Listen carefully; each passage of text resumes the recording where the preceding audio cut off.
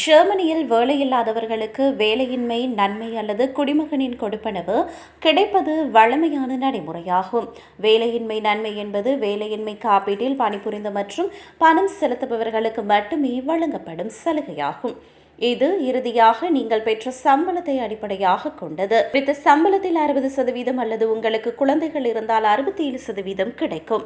இது ஒரு குறிப்பிட்ட நேரத்திற்கு மட்டுமே செலுத்தப்படுகிறது. பொதுவாக 12 மாதங்கள் வரை இந்த கொடுப்பனவு செலுத்தப்படும். எனினும் வயதானவர்களுக்கு 24 மாதங்கள் வரை வழங்கப்படும். இதற்கு தகுதி பெற நீங்கள் கடந்த 30 மாதங்களில் குறைந்தது 12 மாதங்களாவது வேலை செய்திருக்க வேண்டும். மேலும் சரியான நேரத்தில் வேலையில்லாததை பதிவு செய்ய வேண்டும். இதேவேளை குடிமகனின் கொடுப்பனவு இதிலிருந்து வேறுபட்டது. இது வரி, நிதியுதவி மற்றும் உங்கள் கடந்த கால சம்பளத்துடன் தொடர்பற்றது. அடிப்படை வாழ்க்கை செலவுகள், நிலையான மாதாந்த விகிதங்கள் மற்றும் வீட்டு வசதி மற்றும் வெப்பமாக்கல் ஆகிய செலவுகளை ஈடுகட்ட இது வழங்கப்படும். ஒரு வயது வந்தவருக்கான நிலையான கொடுப்பனவு மாதத்திற்கு 563 யூரோக்கள் ஆகும்.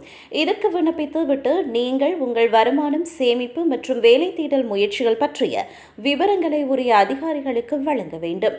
வேலையின்மை நன்மை வாழ்க்கை செலவை ஈடுகட்ட போதுமானதாக இல்லாவிட்டால் குடிமகனின் கொடுப்பனவுக்கு நீங்கள் விண்ணப்பிக்கலாம்.